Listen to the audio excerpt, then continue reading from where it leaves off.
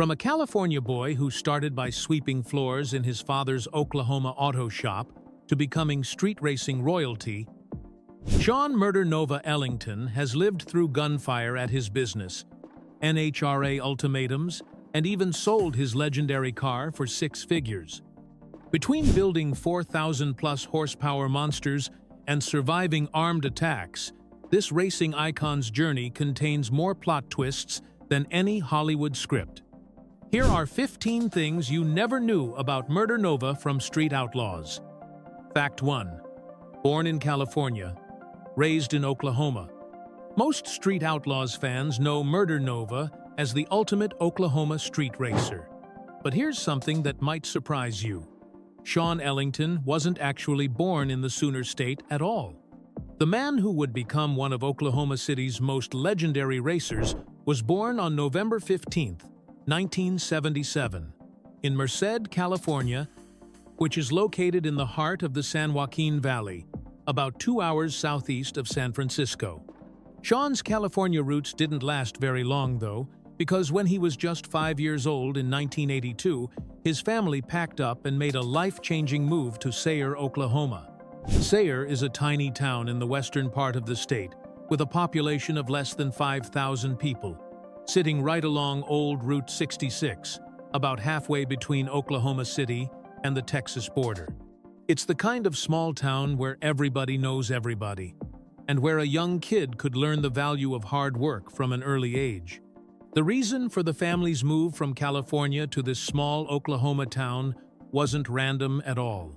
Sean's father, Richard Ellington, owned and operated an auto body shop in Sayre, and this business would end up being the foundation for everything that followed in Sean's life. The auto body shop wasn't just Richard's livelihood. It was also where young Sean would get his first taste of the automotive world that would eventually make him famous. From the moment his family settled in Sayre, Sean was surrounded by cars, tools, and the smell of paint and primer that filled his father's shop every single day. While other kids his age were playing video games or riding bikes around the neighborhood, Sean was learning about engines, bodywork, and what it takes to restore vehicles from the ground up. This early exposure to the automotive world in his father's Oklahoma shop would plant the seeds for his future passion, even though nobody could have predicted that the little California boy would one day become one of the most recognizable names in street racing. Fact 2. Started as a floor sweeper. Before Sean Ellington was building 3,000 horsepower street racing monsters and dominating the streets of Oklahoma City, his automotive career began in the most humble way possible, sweeping floors and emptying trash cans in his father's auto body shop. While most people think of Murder Nova as this larger-than-life racing legend, the truth is that he started at the absolute bottom of the automotive world, doing the kind of basic grunt work that nobody else wanted to do. When Sean was still just a young kid helping out at his dad Richard's shop in Sayre, Oklahoma, his responsibilities were about as simple as they could get.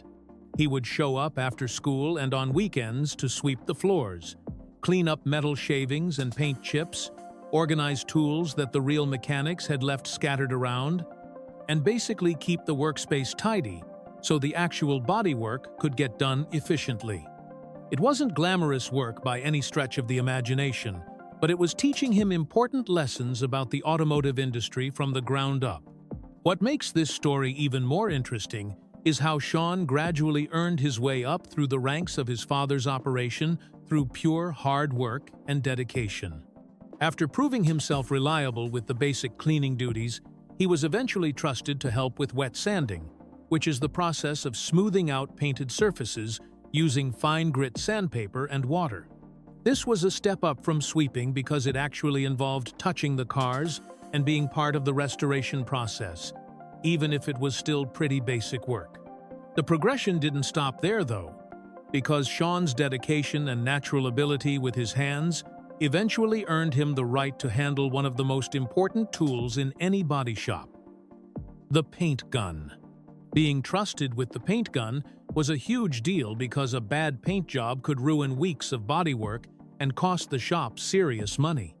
The fact that his father was willing to put a paint gun in his hands shows just how much Sean had learned and how far he had come from his early days as the shop's floor sweeper and general cleanup crew. Fact 3. Shop was shot up by unknown gunmen.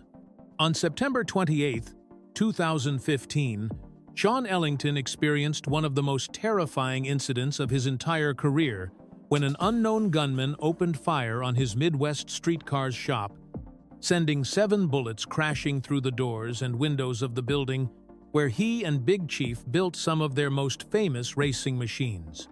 The attack happened when the shop was closed for the evening, which was incredibly fortunate because it meant that nobody was inside the building when the bullets started flying through the glass and metal. What makes this incident even more disturbing is that the gunman didn't stop at just shooting up the shop. After firing the 7 rounds into the Midwest Streetcars building, the unknown attacker actually drove to Sean's house, apparently planning to continue whatever violent agenda had motivated the initial attack on his business. However, when the gunman arrived at Sean's home, the security alarm system detected the intrusion and immediately began sounding off, which scared the attacker away before any harm could come to Sean or his family members who were inside the house at the time. The entire incident left Sean and his business partners completely baffled because they had no idea who could have been behind such a brazen and dangerous attack. The shooting seemed to come out of nowhere, and there were no obvious suspects or clear motives that anyone could identify. In an effort to find answers and bring the perpetrator to justice, Sean and his team put up a $5,000 bounty for any information that would lead to the arrest and conviction of whoever was responsible for the shooting. Despite the substantial reward money and the serious nature of the crime, the case remains unsolved to this day. No arrests have ever been made, no suspects have been publicly identified, and the motive behind the attack continues to be a complete mystery.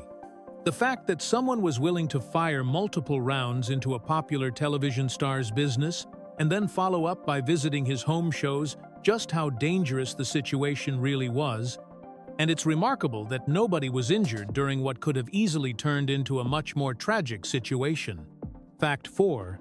NHRA threatened to revoke his license.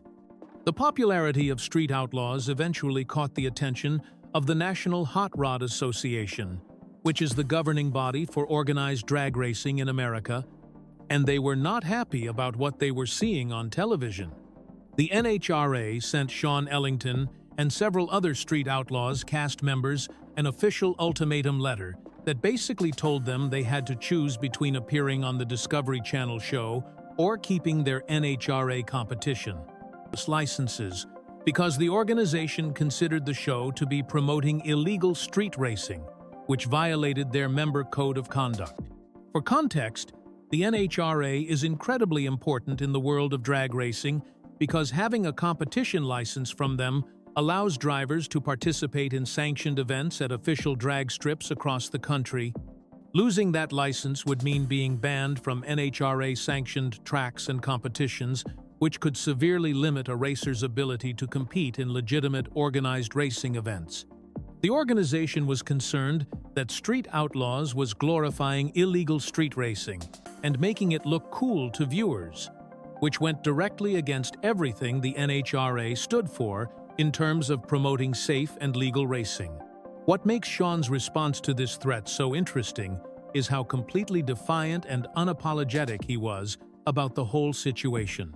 Instead of backing down or trying to find some kind of compromise with the NHRA, Sean made it crystal clear that he wasn't going to let anyone tell him where he could or couldn't race his car. His exact response was that he didn't let his wife tell him where he could race, so he certainly wasn't going to let the NHRA tell him what to do either. Big Chief, who also received one of these letters, shared similar sentiments and even posted a photo of his NHRA ultimatum letter on his Facebook page, which caused a huge reaction from fans and followers. Both drivers essentially decided that the television show and their street racing activities were more important to them than maintaining their NHRA licenses, even though it meant potentially giving up access to some of the biggest and most prestigious. Fact 5. his car originally made. When most people think about powerful cars, they might imagine something with 400 or 500 horsepower under the hood, but the original Murder Nova was operating on a completely different level with an absolutely mind-blowing 3,400 horsepower, courtesy of a twin-turbocharged big-block Chevrolet engine that could produce enough power to launch the 1969 Nova down the street like a rocket ship. To put that number in perspective, a typical family car might have around 200 horsepower, which means the Murder Nova was producing more than 17 times the power of what most people drive every single day. The massive horsepower figure came from a carefully engineered combination of a 572 cubic inch big block Chevrolet engine that was fitted with twin turbochargers, which are devices that force extra air into the engine to create more power than would be possible with natural aspiration alone. The setup also included high-end racing components like a lunatic crank, Oliver connecting rods, Dart Pro cylinder heads, diamond pistons, and a sophisticated fuel injection system built by Alan Johnson, all working together to handle the incredible stress and heat that comes with producing that much power. However, here's where the story gets really interesting. Despite having all that horsepower available, Sean eventually made the decision to actually reduce the power output to 2,350 horsepower by switching from the twin-turbo setup to a ProCharger supercharger system. This might sound like he was making his car slower, but the reality was exactly the opposite, because the supercharger provided power much earlier in the race compared to the turbochargers, which needed time to build boost pressure before delivering their full potential. The switch to the supercharger meant that instead of waiting for the turbos to spool up and deliver power later in the run, the Murder Nova could put more power to the ground right from the starting line, allowing it to get ahead of competitors who were still waiting for their turbo systems to reach full boost. This change proved that, in drag racing, it's not always about having the biggest horsepower number possible, but rather about having the right kind of power delivery that matches the specific demands of the racing format. Fact 6. Sold his legendary OG car for $115,000. In one of the most shocking moves of his entire career, Sean Ellington decided to put his original 1969 Chevrolet Nova, the very car that made him famous and earned him the nickname Murder Nova, up for sale with an asking price of $115,000. This announcement came as a complete surprise to Street Outlaws fans around the world because Sean had always seemed incredibly attached to this particular vehicle, treating it almost like a member of his own family rather than just another race car that could be bought and sold. The OG Murder Nova wasn't just any ordinary race car that Sean happened to own. It was the foundation of his entire racing career, and the vehicle that had carried him through countless street races, television appearances, and championship runs over the years. This was the car that dominated the streets of Oklahoma City, held the #1 spot on the list for 3 consecutive seasons, and became one of the most recognizable vehicles in all of street racing, thanks to its flat black paint job and incredible performance capabilities. What made the decision to sell even more surprising was the emotional connection that Sean had always displayed toward this particular Nova in interviews and on the television show. He had frequently talked about how much the car meant to him, how it represented years of hard work and dedication, and how it had been the key to achieving everything he had accomplished in the racing world. The car had more wins than losses throughout its racing career and had essentially become synonymous with the Murder Nova brand that Sean had built his reputation around. The $115,000 asking price reflected just how special and valuable this vehicle really was in the world of high-end street racing machines. This wasn't just the cost of the parts and labor that went into building the car, but also the premium that came with owning a piece of Street Outlaws history and a vehicle that had proven itself capable of competing at the highest levels of no-prep racing against some of the fastest cars in the country. Fact 7. has extensive tattoo collection with special meaning. Sean Ellington has turned his body into a canvas that tells the story of his racing career and personal life through an extensive collection of tattoos that covers almost his entire right arm from his hand all the way up to his shoulder. The artwork isn't just random designs that he picked out of a tattoo shop book, but rather meaningful pieces that represent important moments, achievements, and symbols from his journey in the automotive and racing world over the years. One of the most significant tattoos in Sean's collection is a special design featuring the number 187, along with 2 dice positioned below the numbers, which he got inked on December 31st, 2014. This particular tattoo has deep meaning because the number 187 would later become the name of his custom automotive business, 187 Customs, which he opened after parting ways with Big Chief and their shared Midwest street cars operation.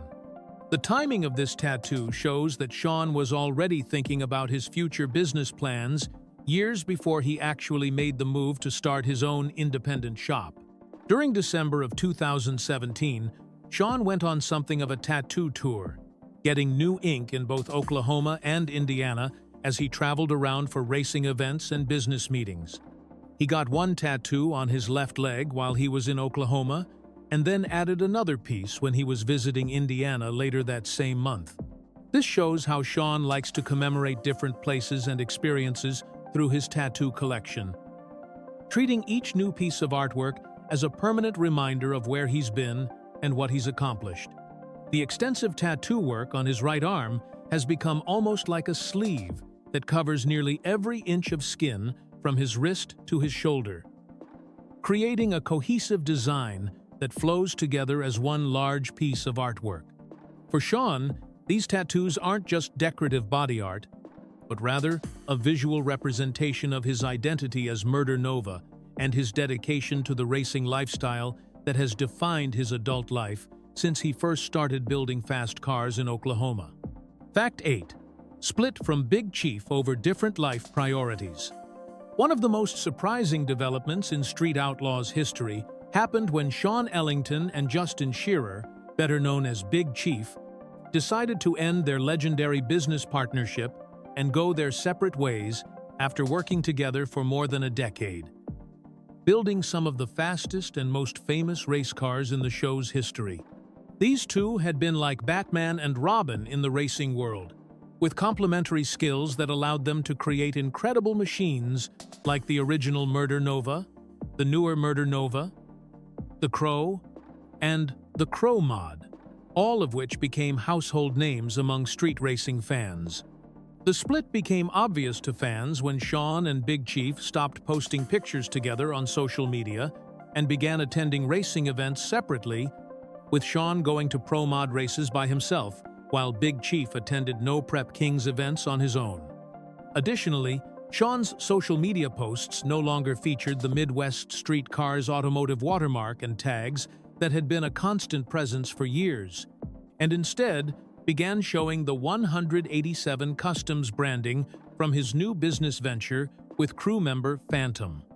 What makes this breakup particularly interesting is that it wasn't caused by any dramatic fight or business disagreement, but rather by the simple fact that the two men had developed different priorities in their lives as they got older, and their careers evolved in different directions. In a YouTube interview, Big Chief explained that he and Sean had spent so much time together over the years while filming the television show and traveling to racing events that they had gradually grown apart as their individual goals and interests began to diverge from each other. Big Chief made it clear during the interview that there were no hard feelings between them and that their friendship remained strong despite the business separation. He emphasized that they were still very close friends who respected each other, but that they had simply reached a point where they wanted to pursue different paths in their careers, with Sean focusing more on his family and his new custom shop, while Big Chief continued to concentrate primarily on street racing and maintaining his position on the list. Fact 9. Didn't win No Prep Kings until Season 7.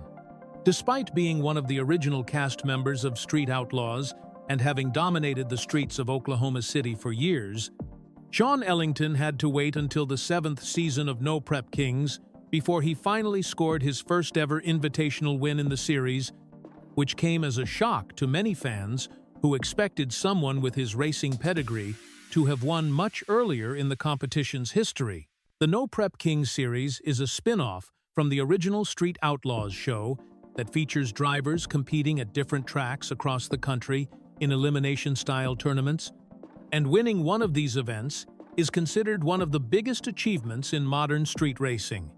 What makes this drought even more surprising is that Sean had been incredibly successful in other forms of racing and had held the #1 spot on the list in Oklahoma City for 3 consecutive seasons, proving that he definitely had the driving skills and the fast cars needed to win at the highest levels of competition.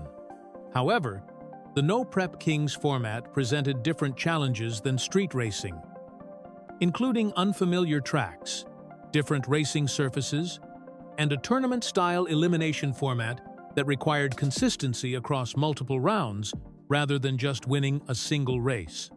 During the first few seasons of No Prep Kings, Sean only competed in a total of 2 events across the first 3 seasons, which limited his opportunities to learn the nuances of the series and develop the kind of consistency that would be necessary to make deep runs in the tournaments. It wasn't until Season 4 that he joined the show full-time and began competing regularly, but even then, success was hard to find during those first couple of years as he adjusted to the different demands of the competition.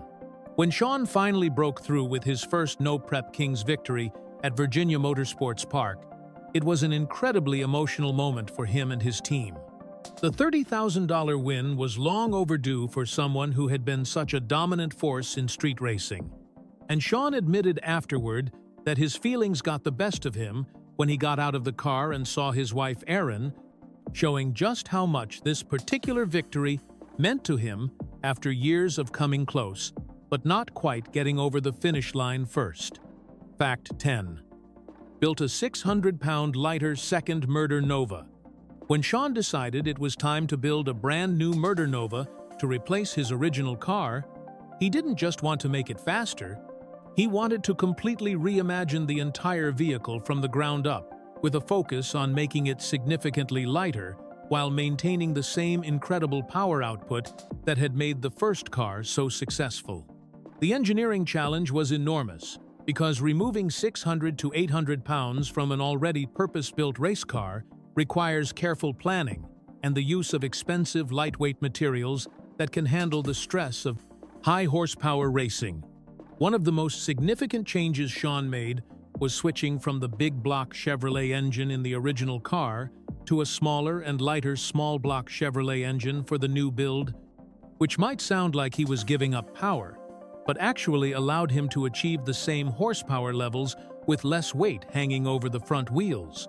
The new setup featured a 482 cubic inch Proline Racing small block engine with twin precision 88mm turbochargers, proving that modern engine building techniques could extract just as much power from a smaller displacement engine as the old big block had produced.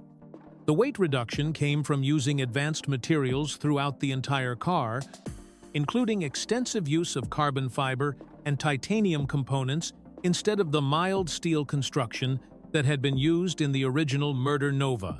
The new car featured a chromoly steel chassis built by Don Dial Race Cars, which is both lighter and stronger than traditional mild steel, along with carbon fiber body panels and titanium hardware wherever possible to shave pounds from every component of the vehicle.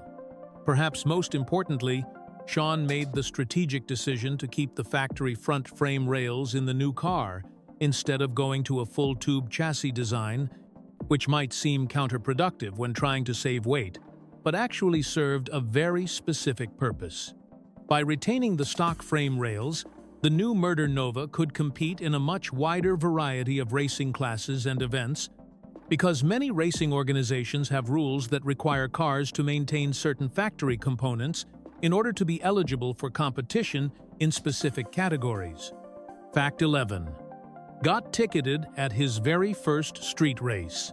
Sean Ellington's very first street race in Oklahoma City turned into an expensive learning experience when he ended up getting hit with multiple traffic tickets that cost him money and points on his driving record, but the consequences didn't discourage him from continuing to pursue his passion for illegal street racing. The whole situation started when Sean drove his car to 39th Street in Oklahoma City and sat in a parking lot, either at a Sonic or an O'Reilly's Auto Parts store, where street racers would gather to set up races and show off their cars to other members of the racing community. Big Chief, who was already well established in the Oklahoma City street racing scene and known for being familiar with every fast car and driver in the area, approached Sean in the parking lot and asked if he was interested in racing his vehicle. Sean was definitely ready to race, since that was exactly why he had driven to the area in the first place. So, Big Chief set up Sean's very first street race in Oklahoma City, which would mark the beginning of what would eventually become a legendary racing career.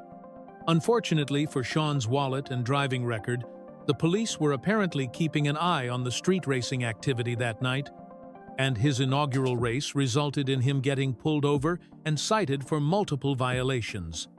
The officer wrote him tickets for both reckless driving and speed contest, which are serious moving violations that carry significant fines and penalties in most states. On top of the financial cost of paying the tickets, Sean also received 3 or 4 points on his driving record, which could have affected his insurance rates and potentially led to license suspension if he accumulated too many more points in the future. Despite the tickets, the fines, and the points on his record, Sean's first taste of street racing in Oklahoma City was apparently addictive enough that none of the legal consequences deterred him from wanting to continue racing. The experience taught him that street racing would always come with risks and potential consequences, but it also showed him that he had found his calling in the world of high-stakes illegal racing on the streets of the 405. Fact 12. Big Chief followed him home. When he first arrived, the first meeting between Sean Ellington and Justin Shearer, who would later become known as Big Chief, happened in one of the most unusual ways possible when Big Chief literally followed Sean home from the highway after spotting an unknown race car being transported through Oklahoma City on a trailer.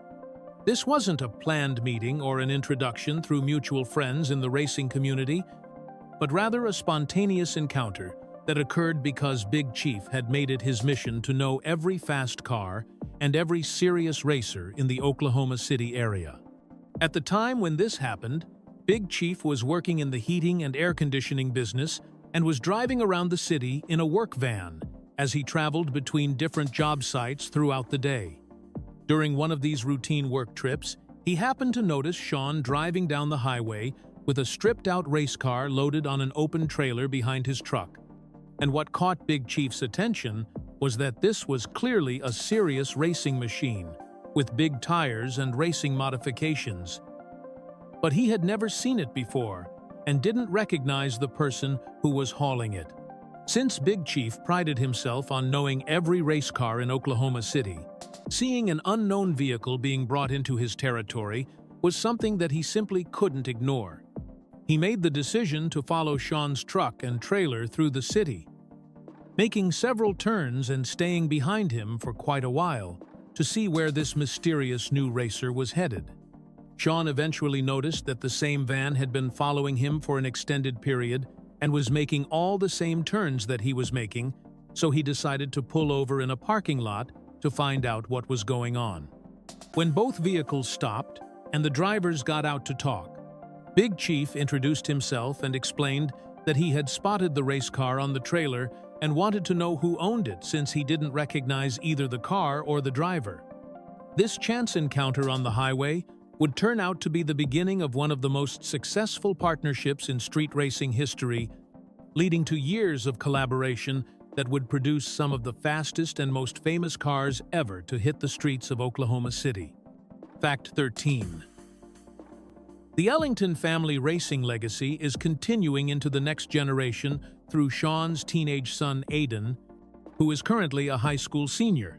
balancing his academic studies with athletics as a member of both the basketball and baseball teams, while also working on an incredibly ambitious automotive project that would impress even experienced car builders.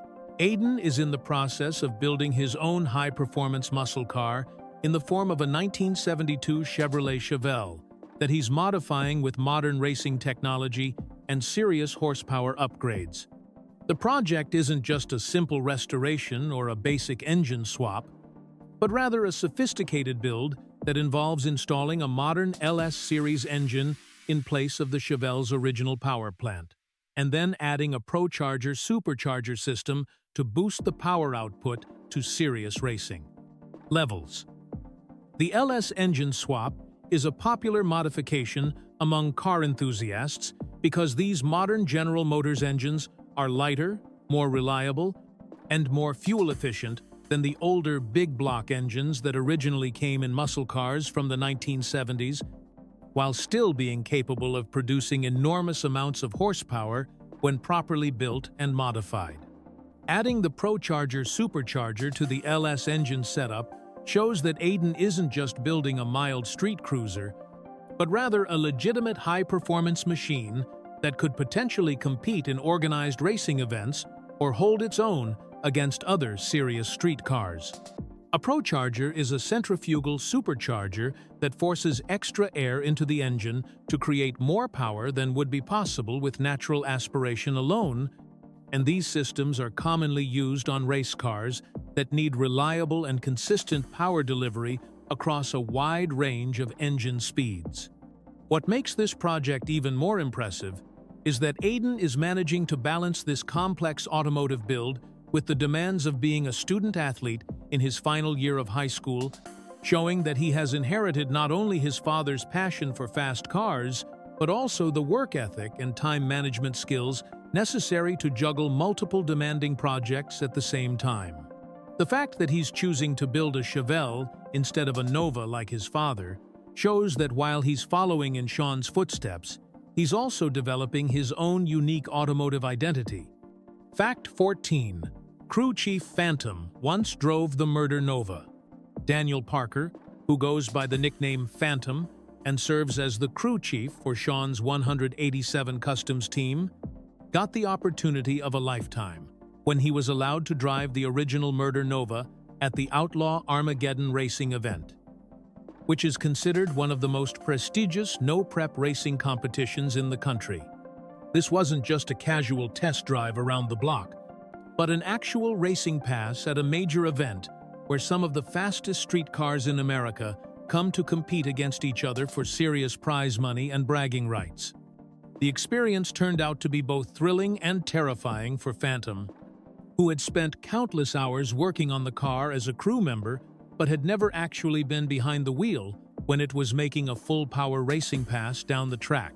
During his first attempt at driving the Murder Nova, Phantom admitted that he got scared by the incredible power and acceleration of the car and ended up lifting off the throttle pedal partway through his run, which essentially meant he chickened out and didn't complete the pass at full power like he had intended to do. After getting out of the car following his abbreviated first attempt, Phantom was completely honest with Sean about what had happened, telling him straight up that he had gotten scared and couldn't handle the intensity of driving such a powerful machine at racing speeds. Sean wasn't angry about the situation because he understood that driving a car with that much horsepower takes experience and nerves that not everyone possesses, even people who work on these machines every day and know them inside and out.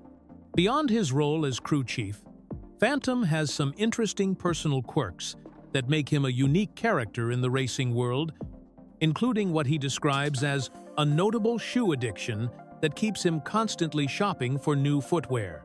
He also handles much of the multimedia content creation for the team, serving as the driving force behind the engaging videos that appear on the 187 Customs YouTube channel, where fans can get behind-the-scenes looks at the cars, the crew, and the racing action that defines the Murder Nova operation. Fact 15. Recently entered pro mod racing at age 47. At 47 years old and nearly 3 decades into his racing career, Sean Ellington proved that he's still capable of learning new tricks and conquering different forms of motorsports when he made his pro-modified debut in 2025, stepping into a completely different style of racing that requires different skills and techniques than the no-prep street racing that made him famous. Pro-modified racing is a highly competitive form of organized drag racing that takes place on traditional drag strips with prepared surfaces where cars are built to extremely strict technical specifications and compete in a heads-up format against other purpose-built racing machines. The car that Sean chose for his pro-mod debut was a stunning baby blue 1969 Chevrolet Camaro that was powered by a Proline Racing Hemi engine with twin Hearts turbochargers, creating a combination that was capable of running in the low 3-second range at speeds exceeding 200 miles per hour. This wasn't Sean's own car, but rather a machine owned by Keith and Misty Haney of Keith Haney Racing, who trusted him enough to put him behind the wheel of their expensive and highly developed racing program. What makes Sean's entry into pro-mod racing even more impressive is how quickly he was able to adapt to the new format and achieve success at the highest levels of competition. After missing the first event of the Drag Illustrated Winter Series due to prior commitments in Brazil, Sean jumped into the series and began the learning process of understanding how to drive a car that was fundamentally different from anything he had experienced in his street racing and no-prep King's career.